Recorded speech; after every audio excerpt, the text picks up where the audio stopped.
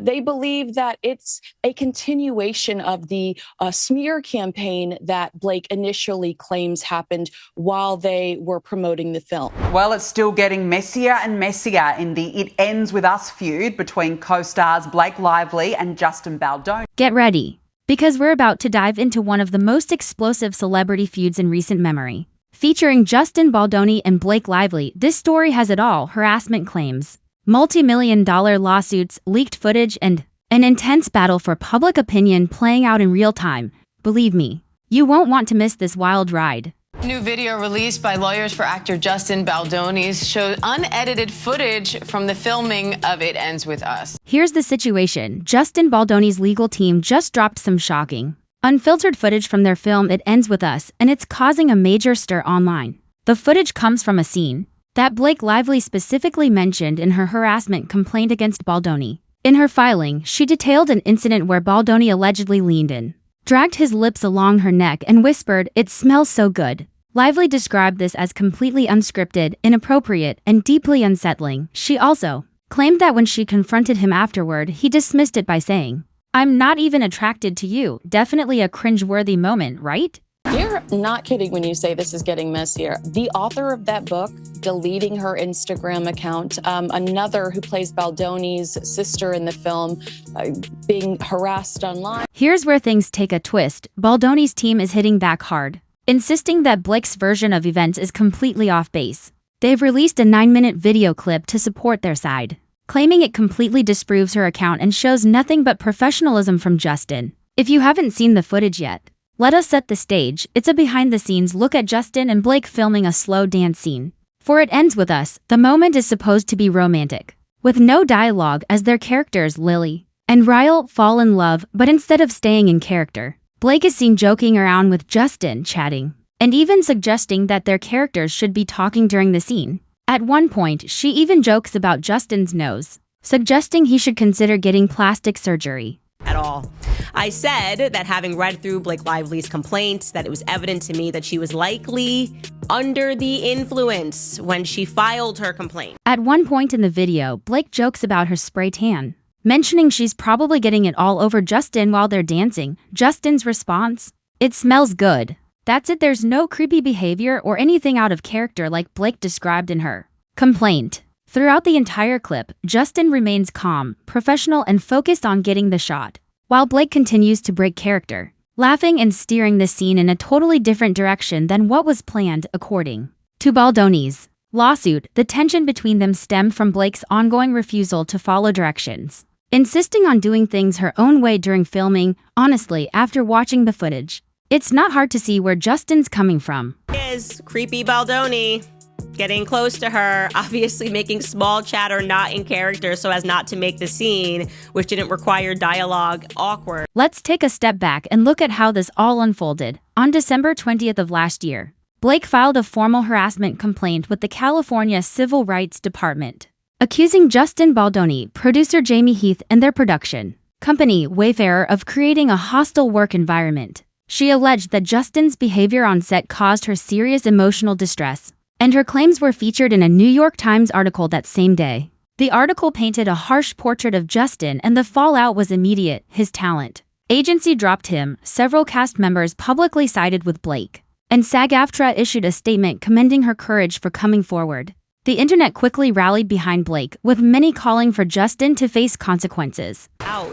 Literally, I'm just asking the question, like, how are women allowed to do this, to take something and to make it sound like you survived a because that's what it sounded like to the public. But Justin wasn't about to let his reputation be dragged through the mud. Just 11 days later, on December 31st, he filed a major libel lawsuit against the New York Times, claiming they published a biased story that ignored evidence in his favor. Then, on January 16th, he raised the stakes even higher, filing another lawsuit, this time targeting Blake, her husband Ryan Reynolds, and her publicist, Leslie Sloan. He's seeking a huge sum in damages and accusing them of defamation, civil extortion, and invasion of privacy. According to Justin, Blake and her team have been actively working to ruin his reputation, and he's not backing down without a fight. One of the most significant allegations in Baldoni's lawsuit is that Lively sought to gain control over the editing process of the film. This brings us to January 23rd, When Justin's legal team released the now infamous footage to the public,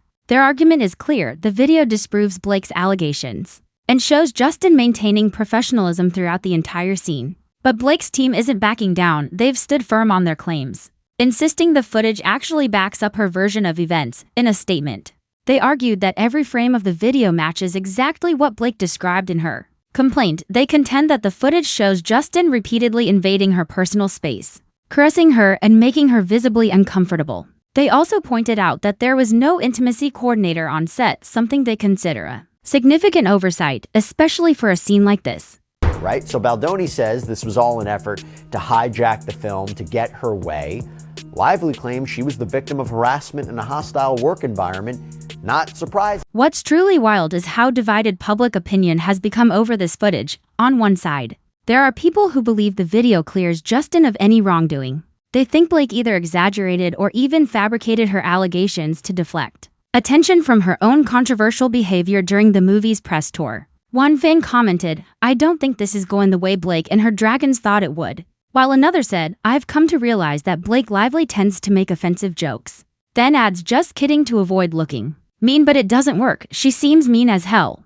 These comments reflect a growing skepticism about Blake's claims, with many pointing out the clear contradiction between her complaint and what's shown in the footage. Has denied all of these allegations. They have responded to this lawsuit saying, While some believe the footage clears Justin, others are questioning whether it's enough to completely dismiss Blake's claims. Critics argue that the video only shows a small part of what allegedly happened on set, asking, what about the rest of the footage? They suspect the clip was selectively released to make Justin look better. It's important to note that the video came from Justin's legal team, which raises concerns about whether it might leave out moments that could support Blake's side of the story. Without full transparency, some feel it's impossible to make a clear judgment based on just this one clip. Adding to the complexity, anonymous insiders from the production have shared mixed accounts. Some crew members have reportedly sided with Blake, saying the set environment was tense and that Justin's behavior often crossed professional boundaries. On the flip side, others have defended Justin, describing him as focused and methodical both as a director and an actor. These conflicting perspectives have only made the situation more murky, leaving the public struggling to figure out what really went down behind the scenes. Most of his career, he has been a major proponent of feminism, of healthy masculinity.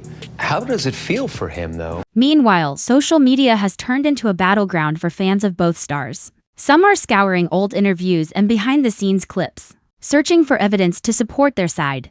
For example, one viral tweet pointed out that Blake seemed distant when discussing her experience on set during the press tour, while Justin appeared to avoid addressing the alleged feud directly. The signs were there all along, one user wrote, sparking a thread of speculation about whether the tension between them was noticeable even before the lawsuits. However, others have dismissed these theories as overanalyzing, labeling them as nothing more than internet gossip. Shutting down a woman's claims. She is claiming that there was harassment. He's saying none of it is true, never happened, never did. At the heart of all the noise is a larger conversation about workplace dynamics in Hollywood. Many are questioning whether studios are doing enough to ensure safe environments for their cast and crew, especially with the growing focus on addressing misconduct in the industry. The absence of an intimacy coordinator during such an emotionally charged scene has become a key point of concern. Experts have weighed in, suggesting that proper protocols could have helped prevent much of the confusion and discomfort that's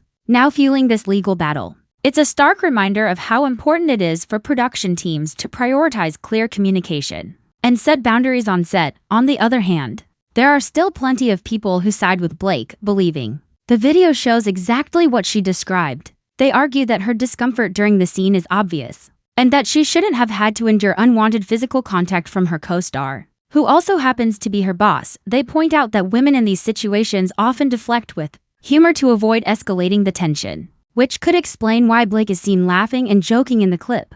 Blake's legal team has also accused Justin's lawyers of using the footage as a publicity stunt to sway public opinion rather than presenting it as proper evidence in court where it belongs.